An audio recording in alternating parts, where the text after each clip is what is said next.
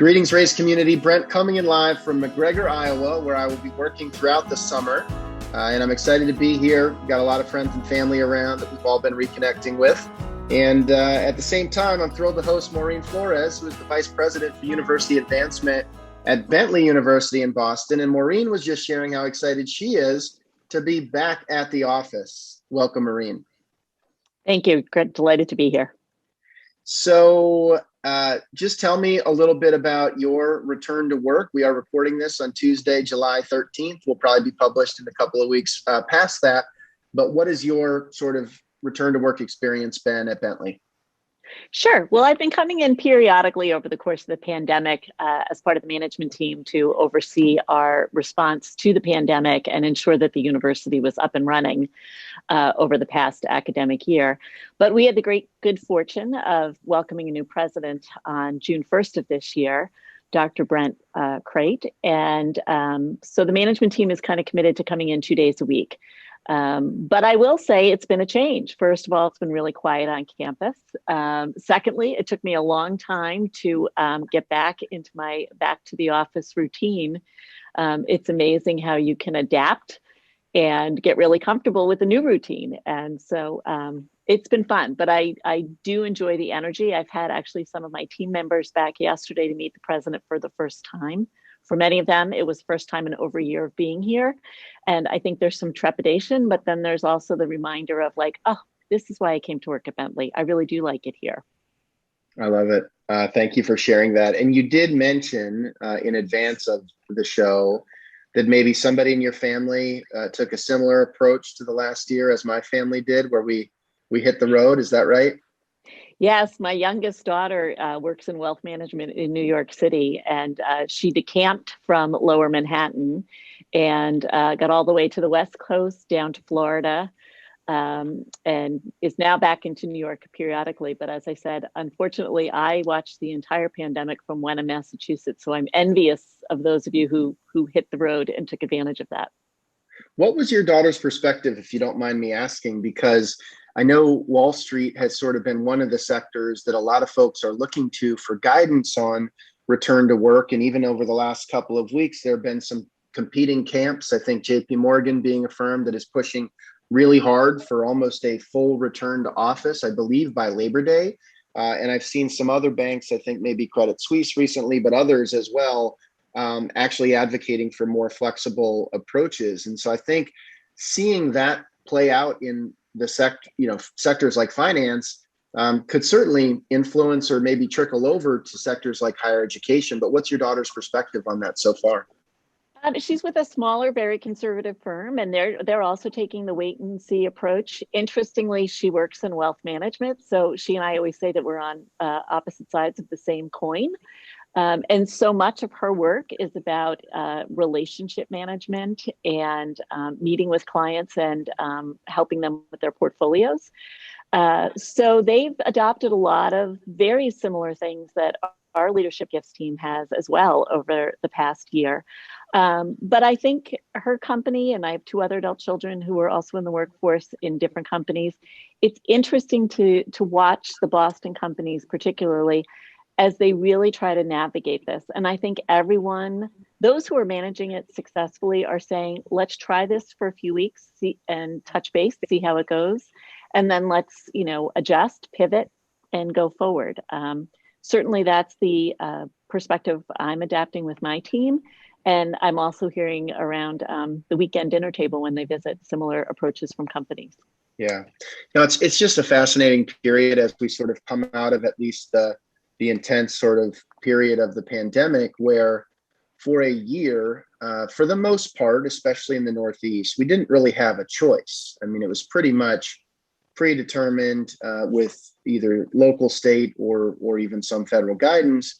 But now we're in this sort of murky period where it is up to us. Instead of having to sort of abide by somebody else's rules and leadership roles, we now need to decide what are the right rules for our context and our organization in the next chapter.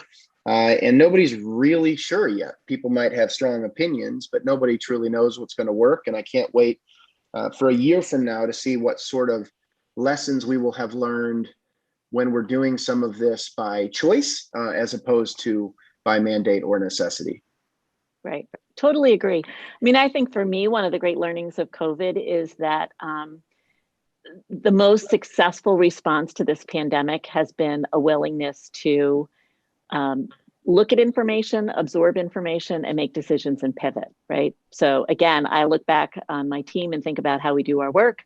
I think about my own personal life. Like, that's how we will be successful going forward, right? We have to just keep having an open mind. So if anything, one of the learnings for the pandemic for me has been always embrace change, because it's going to come on you anyway. So you're better to ride that wave than to resist the wave. So when you think about a year from now, and usually this is like the end of the episode, but we're just going to dive right in. When you think about a year from now, what aspects of how we changed the business, how the business of advancement changed over the last year, by necessity, not by our choice, we had to pivot and adapt. Which aspects of that live on a year from now? And maybe what are the components that actually do revert more to a pre-pandemic context, if that makes sense? And it's okay if you don't have a clear answer at this point, because those are big questions that we're all just starting to navigate. But do you have a sense? Well, a couple things come to mind. I mean, one of the things that we really learned in the pandemic is we pivoted very quickly in our alumni programming work. And we were in the process already of doing much more, I would say, interactive hybrid engagement with alumni. And we quickly learned to pivot as a business school and sort of realized that we could talk about, like, what is the business of a pandemic? What does all this mean for companies as they have to make these pivots? And we found that our alumni were actually really tuning into that information. We also, being in Boston, had some access through our faculty to sort of some of the dynamic things that were happening, like at a Moderna and other testing sites. So suddenly we became much more, I would say, a source of information for our alums, our students, and our parents to kind of dial in and use Bentley as a place to gain information. I don't think we're going to lose that going forward. So I think for us, our alumni engagement, in fact, became a little more substantive than it might have been in the past. And I think that's been coming for years. You know, once Facebook really took off, we no longer needed a reunion program to find our friends every 5 years. We're talking to them every day. So what becomes the role of an advancement program? So that would be one thing that I would say was a change for us and that we will hang on to. The other one that may not stay is we did find great success in being able to communicate with our donors and prospects via Zoom. But I still think they're looking, you know, I get the emails like, when are you coming back to Florida? When will you be in New York? When are you guys coming out to California again? Maureen, we haven't seen you in a year.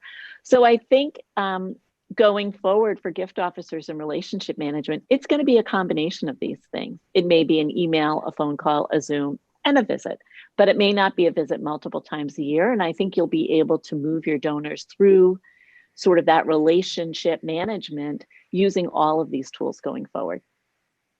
I think that's really well said. And as much as I've been an advocate for digital and remote and you know, bringing technology and hopefully efficiencies to the sector, I also believe deeply in the importance of in-person relationship building. But I do think the mix of how that time is spent will shift. And I suspect the people who are reaching out and seeking that visit are existing known supporters where there are already deep ties to the institution. And so I think 100% that is the audience that when we're going to hit the road again, it is to go engage those known existing relationships. At the same time, I remain very confident that a lot of the time and money that was historically spent on field discovery visits that were relatively low yield can be shifted to be much more digital in nature so that we can front load a lot of that discovery relationship building with folks who are interested and willing to engage. Then we can do that in this manner and reserve that expense and time for the field when it's truly warranted. And so we'll see how all of that plays out. I could be proved wrong, but I'm optimistic that's likely the case for this sector. And I also bet for your daughter's work in wealth management and other relationship-based businesses, it's going to play out pretty similarly. I agree. I totally agree on that. The other learning from this is I think early on we thought, oh, our older alums are not going to make this transition to technology. And in fact, some of them were really the greatest adopters. They were the people who came back week after week to see what our programming and our engagement was. And so that feeling of like, well, we've got to fly out to wherever our snowbirds are. The fact of the matter is, no, we actually had more interaction with them through the media that we've been seeing over the pandemic. So we're excited about that going forward. I love that. And it makes me think about an experience that I had with the Brown Football Association that I'm involved with, where we actually did, in the past, we would do these board meetings on Saturday mornings before the football game. And generally in-person attendees were folks that lived within, 30 to 60 minutes and wanted to go to the game. We'd have this dial-in experience for people who weren't there with terrible audio. They could barely hear what anybody was saying. Somebody'd be cracking a joke in the background. Nobody knew what it was. And obviously there was no like face-to-face engagement. And I'll just remember the first time that we did one of those meetings via Zoom with our head coach, you could see everybody's face. Everybody had an equal experience from an audio and visual perspective. We had much higher participation than we would ever get in person or even via dial-in. And that's the kind of thing that I hope we never lose, because it was just so much more efficient, a better experience, lower cost, and I think higher impact. Right. Agree. And then that time when you do host the in-person event, there will be more incentive for people to come, right? It won't be regular. It won't be annual. It may not be monthly, but boy, if you guys are all getting together before the game at Brown for this reason, they're probably going to make more of an effort to get there. I think that's right. Yeah. And I'm just trying to figure out how I can get a parking pass for our RV so we can really take tailgates to the next level. You don't see a lot of Winnebago tailgating in the Ivy League. So we're gonna try to figure that out. All right. Well, we've kind of jumped into the some of the views on the future and what you've experienced over the last year, but I'd be remiss if I didn't ask you how you got into the sector in the first place. And one of the things I've really enjoyed hearing from our guests is take me back to Maureen, junior year of high school. Who was she? What was she into? And how did she end up at Fordham University? Great question. Let's see. Went to an all-girls high school in Washington Township, New Jersey. First in my family to go to college. I don't know. Do you have siblings, Maureen? I do. I have one younger brother who followed me to Fordham. So we are a Fordham family. First gen, love that. And so what was the kind of, I'm a first gen student, and not having sort of that around the dinner table conversation all the time is just so different, which even now, as I think about the conversations we have with our 7 and 5 and 2-year-olds versus what we would have had growing up. It's just so different. But how did you ultimately end up at Fordham? At the time, I really thought I was going to be a great investigative journalist. And so Fordham had a really strong communications program. My family had been in the New York, New Jersey area for a long time. And my parents always said, why would you leave New York to go anyplace else? So in some ways that limited my college search. And I do love a good city. So Fordham fit a lot of that criteria for me. After about a semester, I decided I did not want to be the world's next great journalist, and then ended up majoring in English. So the beauty of a school like that was there were so many opportunities for me. And it was a great experience there. It was a great undergraduate experience.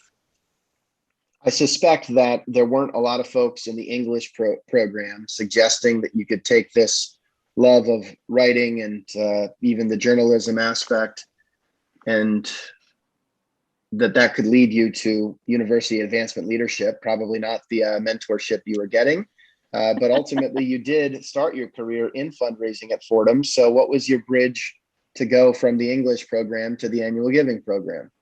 I actually had an offer from the Abraham and Strauss Executive Training Program and one from Proctor and Gamble, and went to see my dean and said, I don't think either of these things are what I want to be when I grow up. And I had been an active undergraduate on student programs and RA, and he said, I think you need to go down and meet our alumni director. Had a great meeting with him. He recruited me in. The offices were located at Lincoln Center. You know, for someone who loves the city, it was a great place to work. And so I started in the alumni office there doing alumni programming. After about a year, the Why director— were the Yep. offices located at Lincoln Center? Fordham has two campuses. So they have a campus at Rose Hill in the Bronx and then a campus down at Lincoln Center. So very traditional campus in the Bronx, and then a much more dynamic one literally across the street from Lincoln Center for the Performing Arts. Wow, I did not know that. Yeah. And so what was your initial impression? You know, you spent over 5 years in that annual giving space. And I imagine at the beginning, it just had to be getting a sense of what it is and what the goals are. But then ultimately, I mean, just when did you start to get a sense, hey, this actually could be my career?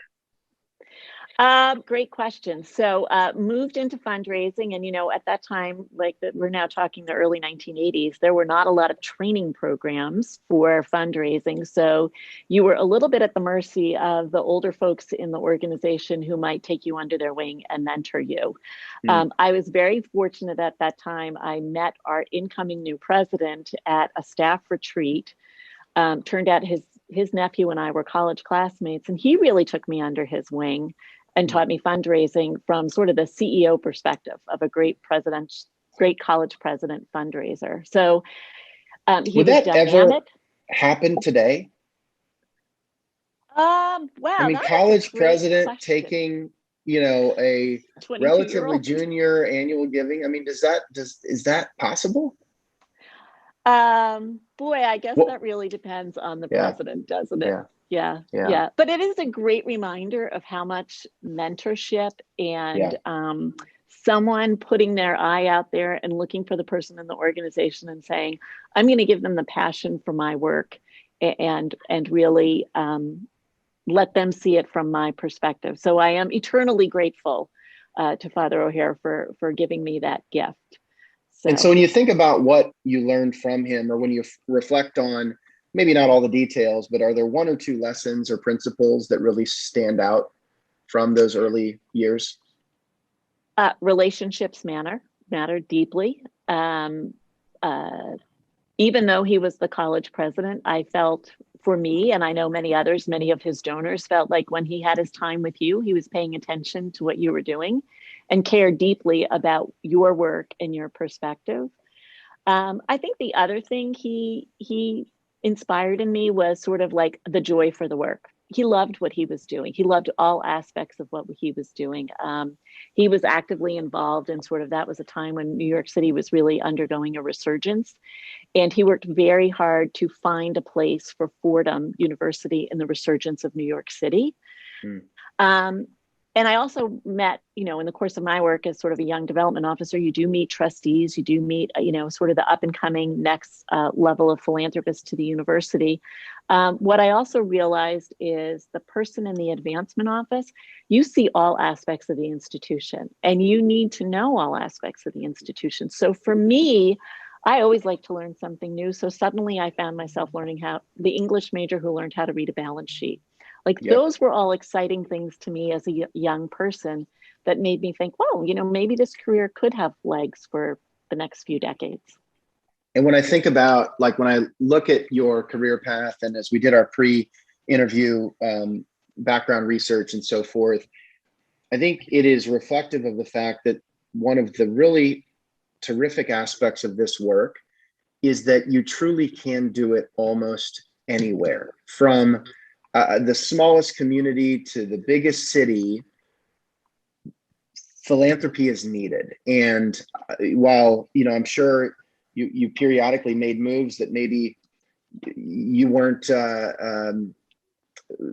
setting out to make, it is reflective of the fact that you can go anywhere and thrive in this sector. 100%. I mean, when I was young in this business, I was the trailing spouse to my husband, which brought us to Boston, which then brought us to Cincinnati, which then brought us back to this area. And every city that I lived and worked in, I ended up having sort of a great learning experience in philanthropy, right? I worked at a public university. I ended up at a hospital for a while. And then before I came to Bentley, I did this really wonderful stint at Landmark School, which is a very small school on the North Shore, which I always laugh and say I could ride my bicycle to. But it was at a time when I was raising a family, so I could duck out and go to the soccer game. Or, you know, if it was raining, I would say, "Oh, sorry, I've got a big meeting at the office, can't be there." But you know, so it is one of those things. I think philanthropy is needed everywhere and at different times in your career. I think you can invest your skill set to really make a difference at many different size organizations.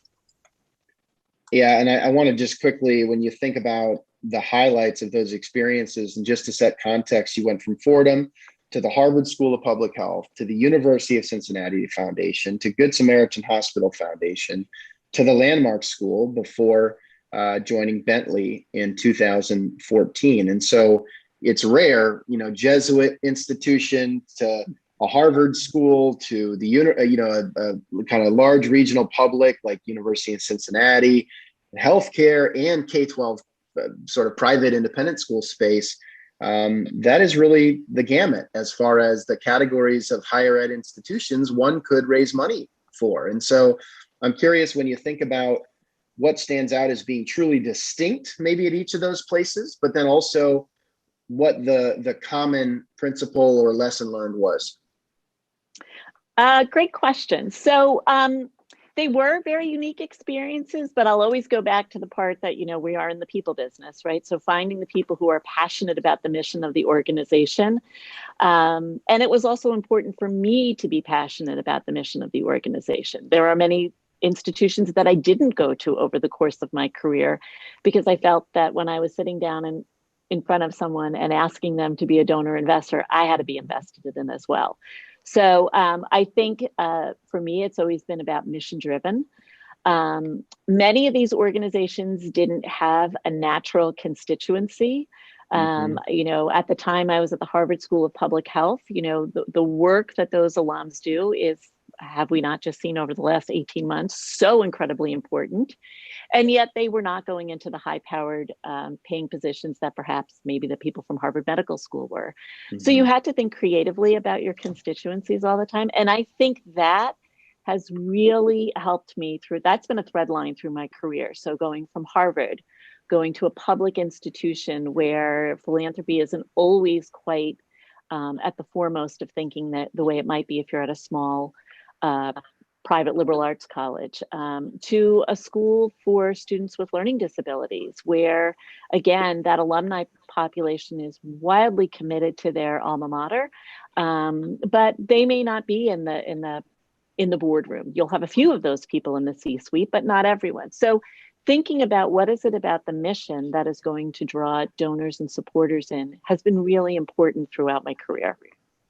Let's talk a little bit about the stop at Landmark School, because you mentioned getting the science building built and or funded was really a game changer for students with dyslexia. And so help me just understand how you're able to take that impact potential to the community. I'm sure that those donors were being solicited for other organizations. And I think certainly in Boston, the North Shore, I mean, as collaborative as the sector is, we are definitely competing for attention and mind share and share of wallet and obviously trying to make the impact. So what stands out from that experience? Well, I think in that situation, there was an absolute physical plant need. So that was an easy one in terms of it was terrible science facilities and we knew we needed better. But more importantly, going back to sort of what was the mission of that institution, when you have a language-based learning disability, elementary and high school can be really hard. Part of what those students need to do is really get through the program so that they can launch their lives. They tend not to be sometimes the best readers or the best mathematicians, but many times they are the most creative thinkers. Let's think about Richard Branson, who just came back from space last week. A great example of a dyslexic mind that is thinking not at all like you and I probably are. So part of the school's mission was to really think about how do we make learning, how do we come to the students with the learning that will be most meaningful for them? And so the sciences and having tactile project areas for them to do the work, that was really all part of the conversation. And I happened to meet a parent. I was in Texas and I was really doing kind of a discovery visit. We ended up having dinner at night and she began to tell the story of how she found the school for her child, talked about her father actually being an engineer and having this deep interest in science. And we sort of knit it all together. And all of a sudden I thought, wait, that's on my project list somewhere down the line. If I can bring in the lead gift in, I bet we can do the rest of it. So at that time, it was truly a transformational gift. And I remember going back to my hotel and thinking, oh my gosh, I don't have a brochure. I have nothing. And the head was coming down the next day. And I literally created it all using whatever tools that I had in the business center. And we came back with a 7-figure gift that launched a really great construction project for that school. So not an enormous gift in the grand scheme of, Boston big dollar fundraising, but a transformational gift for that institution. That one felt great. I mean, it's amazing. What if you hadn't gone on that specific discovery visit? What if you hadn't gone to the business center? Is it possible that building might not be there? Maybe it would have gotten done another way, but it is just really interesting to think about some of those moments that can really be inflection points for a specific gift that can lead to a specific project that obviously leads to tremendous impact. It's almost like in Back to the Future, it's like those moments when, if this happened, then the future looked like this. Otherwise, it went a different direction. Yeah, 100%. I mean, I think, again, when I talk with gift officers and we all sort of go around the table and think about what's working, what's not, so much of the time we spend is sort of trying to increase our own listening skills, because you have to hear something first that then gives you an idea, and you've got to know what your institution needs and wants and can accommodate. And that's all of a sudden, then you can start to make things happen. So my favorite expression, and I often say it to my team, is, fundraising is all about work, work, work, serendipity, right? You put the time in, you think about it, you be strategic, but in the end, it's going to be that lucky break that comes and you better jump on it. And then that's where success lies. I think that's what life's about. I mean, I think it applies to life.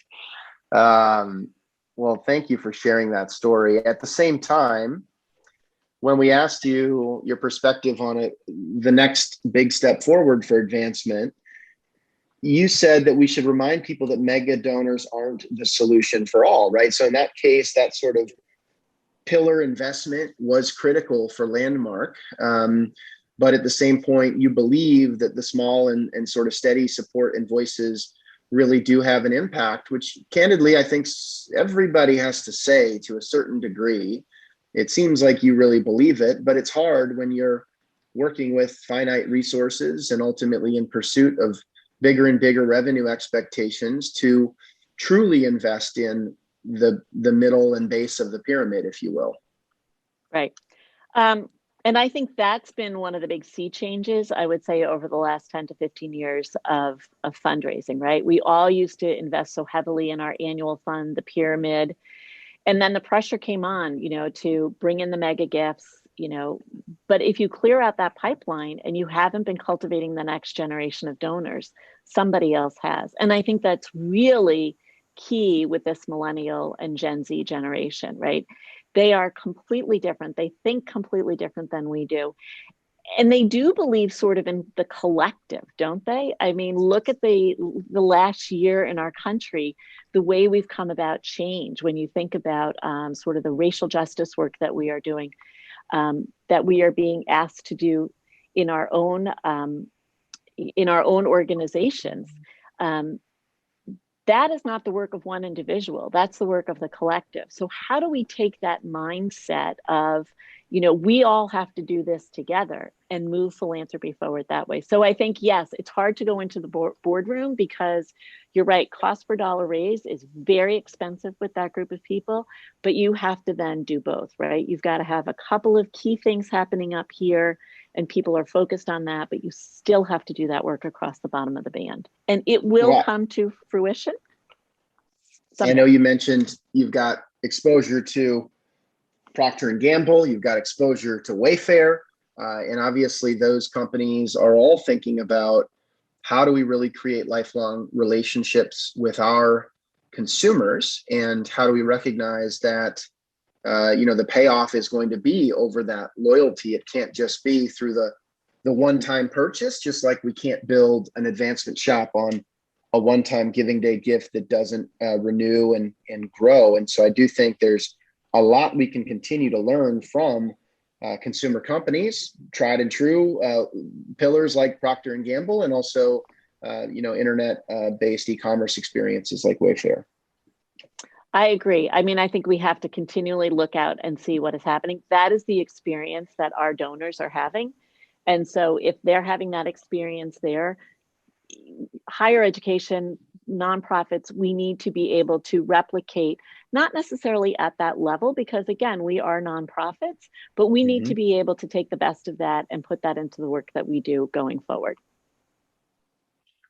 So when you think about the next chapter, and I before we get to that, I got to learn a little bit more about the Bentley Athletics fundraising story. Athletics fundraising is near and dear to my heart. I also have some good friends in the Boston community who I've seen sharing photos in this amazing new facility, and so I just want to know a little bit more about that experience, and candidly, sort of maybe the challenges of making the case for athletics relative to other academic investments, or did you face any pushback?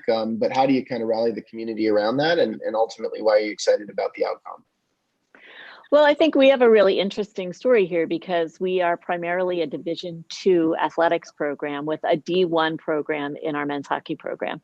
And so, again, I think you want to think about where the donors are. In this particular case, this donor had a child who had come through our athletic program, and they had really found the value of coaches and people who really drove that student's success to be a successful business person while they were also playing athletics at Bentley. And when the time came to have this conversation about them as a former parent, about how they might support the university, they sort of said, I love that idea of D2 athletics.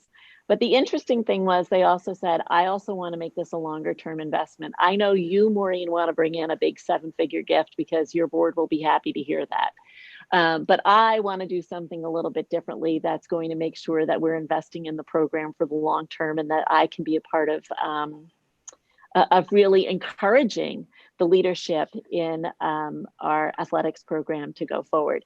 And we also knew that that gift was coming in. It was going to come in over a long period of time, and it was going to come in when we were doing a transition in leadership. We had our former athletic director was here for 25 years, and we knew he was retiring and his successor would come in.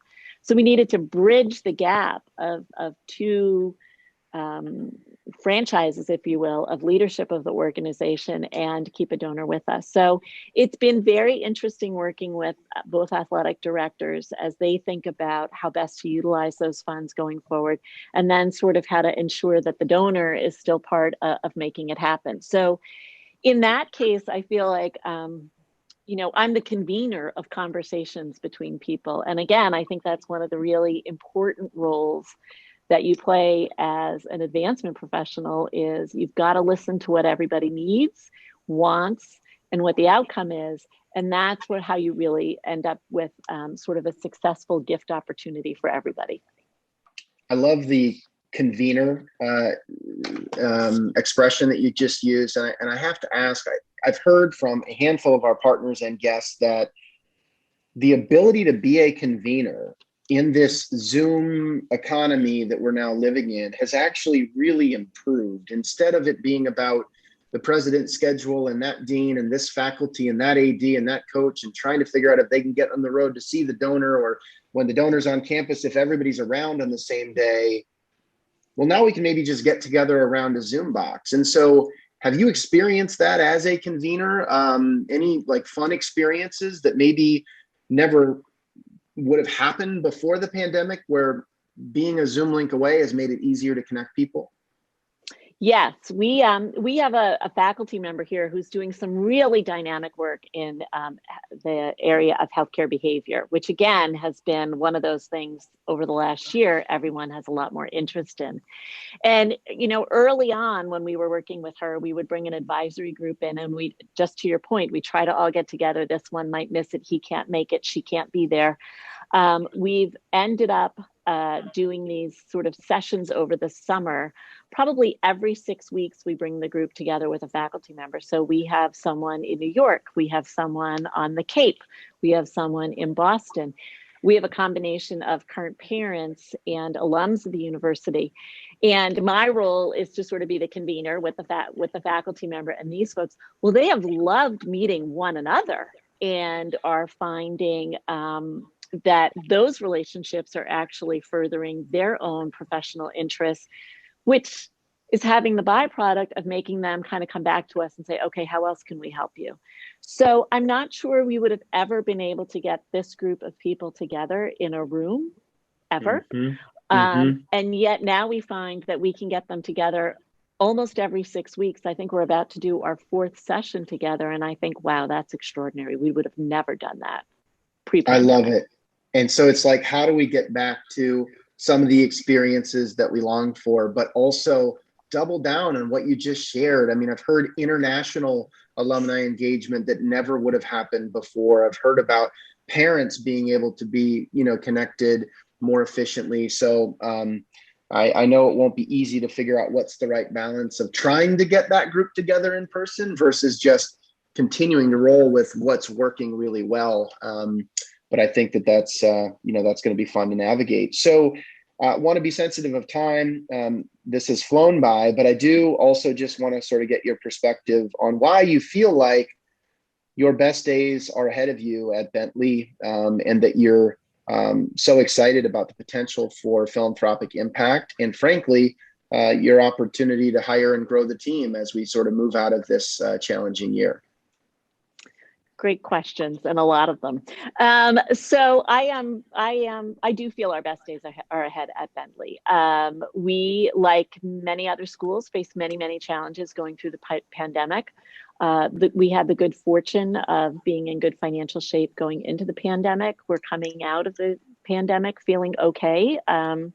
Certainly, I feel like, we all went into this and thought, how many schools will close over the course of the pandemic? Unfortunately, it's been very few for our industry. But I think the other thing that we really learned over the last year is that business can really help solve a lot of problems in the world. Yes, of course, companies must make money first, but then they can reinvest back in their communities. And as a single cell business university, we're providing the next generation of students with the skills and the know-how and the commitment to doing just that, both here and abroad. Always, when you have a new president join your organization, I think it's a dynamic time for an organization. And we're really, again, delighted to have Dr. Crite here with us. We have a collaborative team here. I don't know, it's a great group of people. I have to say, some of them were in the office yesterday, and I just was so excited to see people in person again. I've met with many over on Zoom meetings over the last year, but there is something about getting together as a team. We support each other, we celebrate our victories. I have to say, again, when I started in the business, there was no moves management. There was no documenting your calls. I can remember going in about 1990 to a conference, and we came away with a paper grid that we photocopied, and we started keeping it monthly by that. That's how we were doing moves management. That's tough work. It is hard work to be out there, really, I don't want to say selling your institution, but finding those people to love your place. You've got to support each other in that work because, when one succeeds, we all do. So for Bentley, I feel like our advancement team, that's how we roll here. And so I think if that's a great reason to come to work at this university. So hate to be out there marketing my place, but I love it here. No, market it. That's part of the deal here. We really appreciate it. And a couple of things. One, are there specific opportunities open now, or do you anticipate new positions opening up relatively soon if folks are interested in learning more? Yeah, we're actually hiring in our stewardship office because we know that donor stewardship is just a critical component. Like if you bring in, to your point, if you bring in one gift and don't steward it, then you got to start all over again. So we're investing in donor stewardship here. I think we also have some positions open in our annual giving team. So yes, we do have openings happening here. We're also, I think, doing some innovative things that, we're really trying really hard to think about what are the different ways of working with companies like EverTrue to figure out how best to find that next generation of donors. Well, I got to give your team a shout out. We usually don't talk too much about EverTrue products and services on the podcast. That's not the goal. But I will say, for those of you listening, you might have exposure to some of the new work we've been doing around just monitoring alumni career movement and trying to be more proactive when people are self-identifying as being promoted or switching jobs or retiring. How do we not only track that data, which folks have been doing for a long time and putting in the database, but how do we really start to convert it into this actionable moment in time to build the relationship? And the Bentley team has done some incredible early experimentation, and I think it does align with your business orientation to really not just track the data, but convert it into relationships. And we're seeing some early promising signs there that I suspect, again, in the context of lifelong stewardship and relationship building, I think you're going to be well positioned to be a part of the alumni journey and create a much more virtuous two-way cycle, I think. We're excited about it. Yes, you're right. We are always looking at sort of our industry data. We also have career services reports in through university advancement. Right. And we've had a very strong program. So we're finding the synergies between our two teams there has also been really exciting. So the more we can triangulate these things to find better data, to find our people, I think that's where we're going to be successful going forward. We love triangulation at EverTrue, and I think my team jokes every time that I bring it up, but I'm glad that you did as well. So Maureen, if folks want to stay in touch or get in touch, you're on LinkedIn. Is that the best way to reach out, or is there anything else you'd recommend? LinkedIn is great. Always, you can shoot me an email. It's mflores@bentley.edu, but I'm on the website, the university website. You can always find me there on the administrative team. Terrific. Well, I know that as you settle back into the actual office, with this being one of your first days with lots of new colleagues and a new president, you don't want to spend any more of it on Zoom. So I will let you go, but I just cannot thank you enough for giving us a window into your world at Bentley and for sharing the optimism you have and why you have it as we approach and really dive into fiscal year 22 here. Great. Brent, it's been a great conversation. Thank you. Thanks, Maureen. Be well. With that, Brent, signing off from McGregor, Iowa. Take care.